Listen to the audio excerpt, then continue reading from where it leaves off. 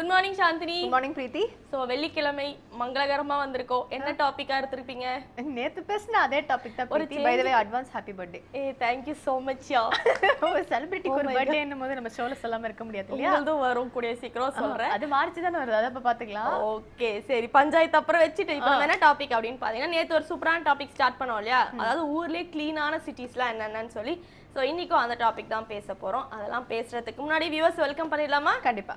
நேர்கள் அனைவருக்கும் புத்தம் புது காலை வணக்கம்.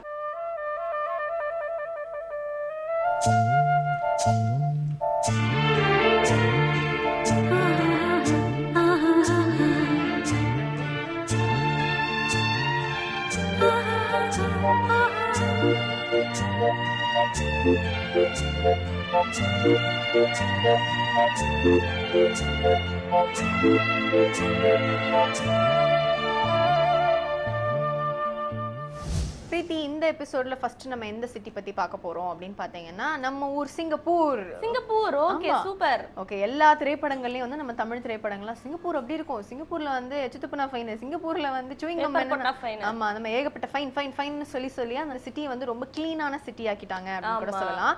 ஆக்சுவலி வந்து உலகத்திலேயே வந்து ஒரு தீவு பிளஸ் ஒரு சிட்டி பிளஸ் ஒரு ஸ்டேட் அப்படின்னா அது கண்டிப்பா சிங்கப்பூர் அப்படின்ற மாதிரி சொல்றாங்க. ஸோ இந்த இடத்துல வந்து ஏன் இவ்வளோ கிளீனா இருக்கு அப்படின்னா, இவங்க போட்ட லாஸ் தான் ஃபர்ஸ்ட் காரணம். ஏன்னா வந்து ஒரு சூயிங்கம் மெல்லக்கூடாது, மென்னிட்டு இருந்தாலே வந்து பிடிச்சிட்டு போயிருவாங்க. வாங்க மெல்றீங்களா, அடுத்து துப்ப தானே போறீங்க, நாங்களே பிடிச்சிட்டு போயிடுறோம் அப்படின்ற மாதிரி பிடிச்சிட்டு போயிருவாங்க. அண்ட் பேப்பர் போடக்கூடாது, இந்த மாதிரி சில விஷயங்கள்லாம். அதே மாதிரி நீங்க நிறைய நாடுகள்லாம் போன எபிசோட்ஸ்லாம் சில எபிசோட்ஸ் சொன்னீங்க பாத்தீங்களா? ஸோ கார் அதிகமா யூஸ் பண்ணக்கூடாது, அந்த மாதிரி ஒரு கம்யூனிஸ்ட் கண்ட்ரி அப்படின்னு கூட சொல்லலாம். ஸோ அதனாலேயே அந்த ஸ்டேட்ல பாத்தீங்கன்னா வந்து நிறைய பேர் வந்து கார் யூஸ் பண்ணக்கூடாது, நிறைய பேர் வந்து பைசைக்கிள்ல போங்க, ஏன் நடந்து போங்க, ஏன் பப்ளிக் டிரான்ஸ்போர்ட் யூஸ் பண்ணுங்க அப்படின்ற மாதிரி எல்லா இடத்துலயும் பேசிக்கலா கேமரா இருக்கும். ஸோ நம்ம என்ன பண்ணாலுமே மாட்டிப்போம் கொத்தா. அதனாலவே வந்து இந்த ஊர் வந்து ரொம்ப கிளீனா இருக்குன்னு சொல்றாங்க. பிளஸ் இந்த ஊர்ல பாத்தீங்கன்னா 10% வந்து நிறைய பார்க்ஸ், இந்த மாதிரி கிரீன் லேண்ட்ஸ், அந்த மாதிரி சில விஷயங்கள் இருக்கிறதுனால கூட இன்னும் கிளீனா இருக்கு அப்படின்ற மாதிரி சொல்றாங்க. ஓகே, சோ யாரோ ஒருத்தர் வந்து கண்காணிச்சிட்டே இருந்தா நீட்டா இருப்போம் அப்படின்றது வந்து சொல்றாங்க போல இருக்கு. இந்த மாதிரி நமக்கும் அந்த ஊர் ஃபுல்லா கேமரா வச்சா நல்லா தான் இருக்கும். ஓகே, இதை தொடர்ந்து நம்ம அடுத்து என்ன பார்க்க போறோம் அப்படின்னு பாத்தீங்கன்னா, இன்றைய நாளோட ஃபர்ஸ்ட் செக்மெண்டான சூரியோதயம் பார்த்துடலாமா? பார்த்துலாம். இது சூரியோதயம்.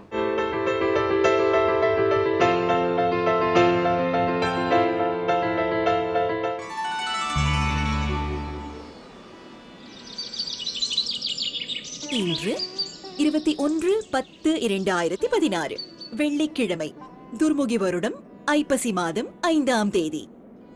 இன்று சூரியோதயம் 6:02. ராகு காலம் காலை 10:30 மணி முதல் 12 மணி வரை. யமகண்டம் மாலை 3 மணி முதல் 4:30 மணி வரை. குளிகன் காலை 7:30 மணி முதல் 9 மணி வரை. திதி சஷ்டி. நட்சத்திரம் திருவாதிரை.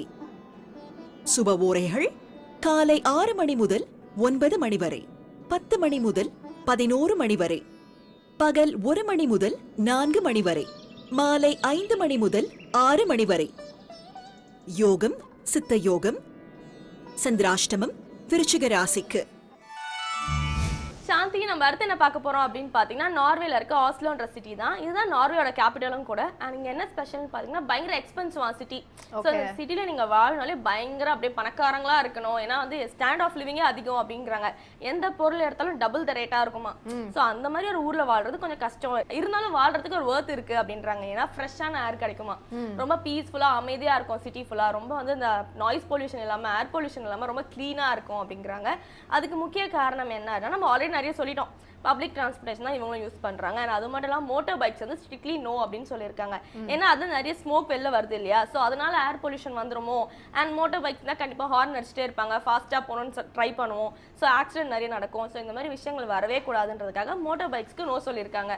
அண்ட் அது மட்டும் இல்லாம 2007ல ரீடர்ஸ் டைஜஸ்ட்னு ஒரு வந்து மேகசின் இருந்திருக்கு. அந்த மேகசினையும் பாத்தீங்கன்னா வந்து வேர்ல்ட்லே ரொம்ப கிரீனரியான கிளீனான சிட்டின்ற பேரும் இவங்களுக்கு கிடைச்சிருக்கு. ஓகே, ஸோ மோட்டர் பைக்ஸ் வந்து ஆல்மோஸ்ட் நம்ம நாட்டிலேயே வந்து தவிர்த்துட்டோம் அப்படின்னா ஏர் பொல்யூஷன், நாய்ஸ் பொல்யூஷன் அழுதுருவாங்க அழுதுருவாங்க. பட் ஸ்டில் வந்து பொல்யூஷன் காரணத்தினால் நிறைய பிள்ளைகள் அப்புறம் பெற்றோர்கள் இந்த மாதிரி சில பேர்லாம் கொஞ்சம் ஹெல்த் எல்லாம் கொஞ்சம் பார்த்துப்பாங்க இல்லையா. ஆமா, ஸோ ஃபர்ஸ்ட் நம்ம பைக் ஓட்டதை நிறுத்தணும்னு சொல்லிட்டு அடுத்ததா பாத்தீங்கன்னா, லலிதாம்பிகைக்கு 1000 பெயர்கள் இருக்கு. இந்த பெயர்களுக்கு உண்டான காரணங்களையும் ஸ்தோத்திரங்களையும் சொல்றதுக்காக இலக்கிய மிகம் திரு ஸ்ரீனிவாசன் அவர்கள் காத்துட்டு இருக்காங்க. பார்த்துடலாமா? பார்த்துடலாம். இது ஸ்ரீ லலிதா சஹஸ்ரநாமம்.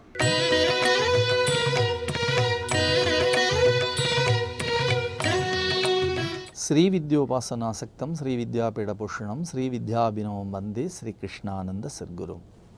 அனைவருக்கும் இனி காலை வணக்கம்.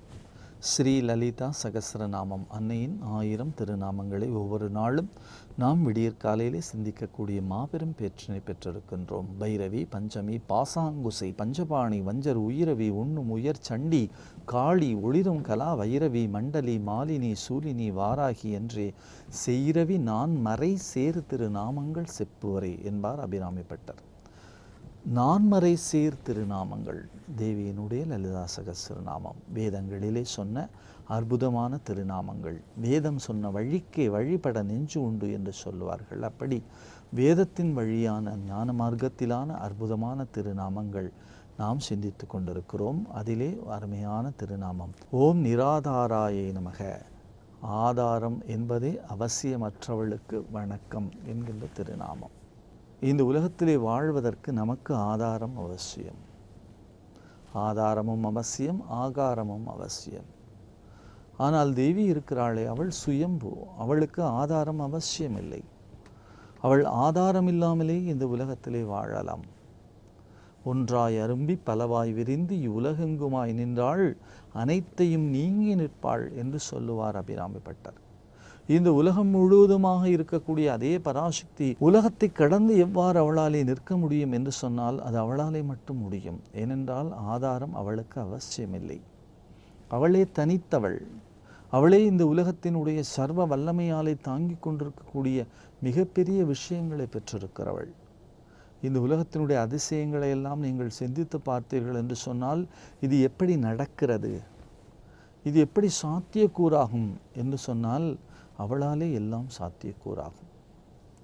எங்களுடைய ஸ்ரீ க்ஷேத்திர சகடபுரம் என்று சொல்லக்கூடிய அருமையான திருத்தலம் கர்நாடக மாநிலத்திலே ஸ்ருங்கேரியிலே இருந்து 21 கிலோமீட்டர் தொலைவிலே இருக்கிறது. அந்த ஸ்ரீ க்ஷேத்திர சகடபுரம் என்று சொல்லக்கூடிய திருத்தலத்திலே ஆலயத்தினுடைய பணிகளை மிக சிறப்பாக திருப்பணிகளை எங்களுடைய குருநாதர் ஸ்ரீ வித்யாபினவ ஸ்ரீ ஸ்ரீ கிருஷ்ணானந்த தீர்த்த மகா சுவாமிகள் செய்து கொண்டிருந்தார்கள். அந்த காலகட்டத்திலே 96, 95 அந்த காலகட்டத்திலே திருப்பணிகள் நடைபெற்று கொண்டிருந்தன. அந்த திருப்பணிகள் நடைபெறக்கூடிய அந்த அருமையான கால நேரங்களிலே ஆலயத்தினுடைய உள்ளே 3 விதமான சந்நிதிகள் அமைக்கப்பெற்றன.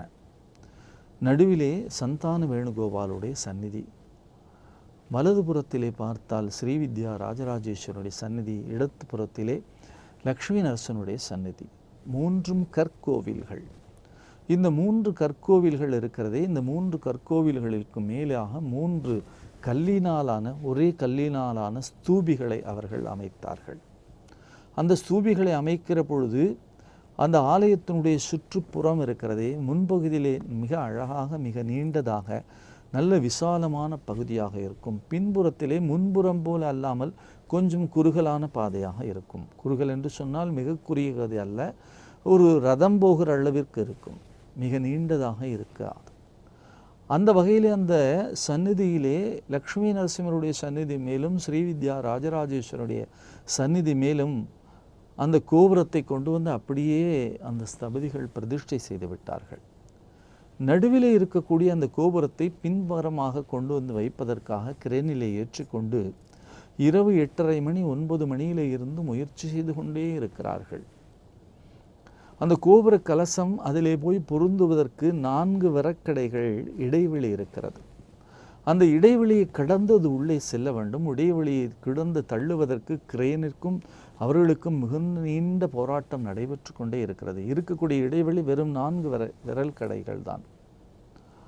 அந்த சூழ்நிலையிலே அந்த இடைவெளியிலே இதனை இன்னும் சற்று முயற்சி செய்யலாம் என்று சொன்னால் முழுமையும் கல்லினால் ஆன அந்த ஸ்தூபி என்பதனாலே அது அப்படியே திரும்புவதற்கான வாய்ப்பும் இருக்கிறது. ஆகையினாலே மிகுந்த ஜாக்கிரதையோடும் மிகுந்த பக்தியோடும் மிகுந்த சிரத்தையோடும் அந்த செயலை செய்து கொண்டே இருந்தார்கள். இரவு 1 மணி 1:30 மணி இருக்கும்.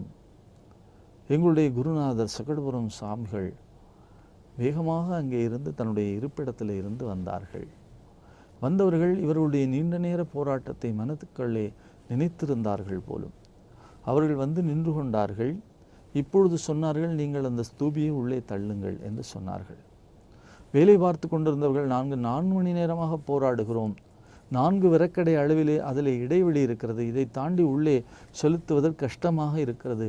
ஆகையினாலே எப்படி இப்பொழுது உள்ளே தள்ளுவது என்று கேட்டார்கள். குருநாதர் சொன்னார்கள், நீங்கள் கவலைப்படாதீர்கள், நீங்கள் இப்பொழுது அதனை உள்ளே தள்ளலாம் என்று சொன்னார்கள். தள்ளலாம் என்று சொன்ன அடுத்த கணத்திலே அந்த கிரேனிலே இருந்து ஸ்தூபி அப்படியே வந்து அது எங்கே பொருத்தப்பட வேண்டுமோ அங்கே அப்படியே உட்கார்ந்து கொண்டது. சுற்றி இருந்தவர்கள் எல்லாம் ஆச்சரியப்பட்டு கரவொலி எழுப்பி விட்டார்கள். இது எப்படி சாத்தியக்கூறு? ஆதாரமே இல்லாமல் தொங்கிக் கொண்டிருந்த அந்த ஸ்தூபி ஆதாரமான இடத்திற்கு வந்தது என்று சொன்னால் அதற்கு குருநாதருடைய மிகப்பெரிய அருள் தேவை என்பதை அப்பொழுது உணர்ந்து கொண்டார்கள். பரதேவதையினுடைய மிகப்பெரிய பேரதிசயம் அது. அது குருநாதர் வாயிலாக நமக்கு இந்த உலகத்திற்கு காட்டப்பட்டது. அவர்களாலே அப்படி ஆதாரமற்ற இந்த உலகத்தினுடைய சர்வ விஷயங்களையும் ஆதாரத்தோடு ஆதாரம் சார்ந்த விஷயங்களாக மாற்ற முடியும். நமக்குத்தான் உலகத்திலே ஆதாரம் தேவை, இருக்க இடம் தேவை, நமக்கு உடுத்துவதற்கு உடை தேவை, உண்பதற்கு உணவு தேவை, நாம் சார்ந்து வாழ்வதற்கு ஒரு தொழில் தேவை என்று யாரையாவது நாம் இந்த உலகத்திலே சார்ந்து கொண்டே இருக்கிறோம். அவர்களை ஆதாரமாக சொல்லி வாழ்ந்து கொண்டே இருக்கிறோம். ஆனால் எந்த விதமான ஆதாரம் இல்லாத தானே தனித்து நிற்கக்கூடிய பரதேவதையாக பராசக்தி இந்த உலகத்தில் வாழ்ந்து கொண்டிருக்கிறாள். இந்த உலகத்தை வாழ வைத்து கொண்டிருக்கிறாள். அப்படி அந்த ஆதாரத்தை நாம் இந்த உலகத்திலே பெற வேண்டுமானால் நாம் என்ன செய்ய வேண்டும்? ஆதாரத்திற்கு அவசியமில்லாத அந்த பராசக்தியினுடைய திருப்பாதங்களை பற்றி கொண்டு விட்டோம் என்று சொன்னால் நாமும் அவளுடைய ஆதாரத்தினாலே இந்த உலகத்திலே வாழ்ந்து கொள்ளலாம். அந்த தேவியினுடைய எத்தனையோ அதிசயங்கள், எத்தனையோ விதமான இந்த பிரபஞ்சத்தை சார்ந்த விஷயங்களை எல்லாம் நாம் பார்க்கிறோம். நீங்கள் மலையிலே இருந்து கொட்டக்கூடிய அருவியை பாருங்கள். ஒரு கங்கை ஆறு, கங்கோத்ரி என்ற இடத்துல இருந்து அது புறப்படக்கூடிய இடத்தை நீங்கள் நுணுகி பாருங்கள். அது கிளம்பக்கூடிய இடம் மிகச்சிறியதாக இருக்கும். ஆனால் நீங்கள் ஹரித்வாரிலே ரிஷிகேசத்திலே வந்து நீங்கள் கங்கையை பாருங்கள். மிகப்பெரிய பிரவாகமாக இருக்கிறது. அருகிலே சொல்லக்கூட பயமாக இருக்கிறது.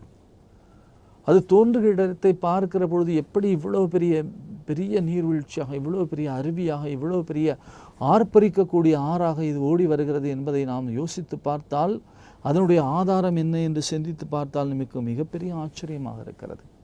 அதற்கு என்ன ஆதாரம்? பராசக்தி ஆதாரமற்றவளாக இருக்கிறாளே, அதுதான் அதற்கு ஆதாரம்.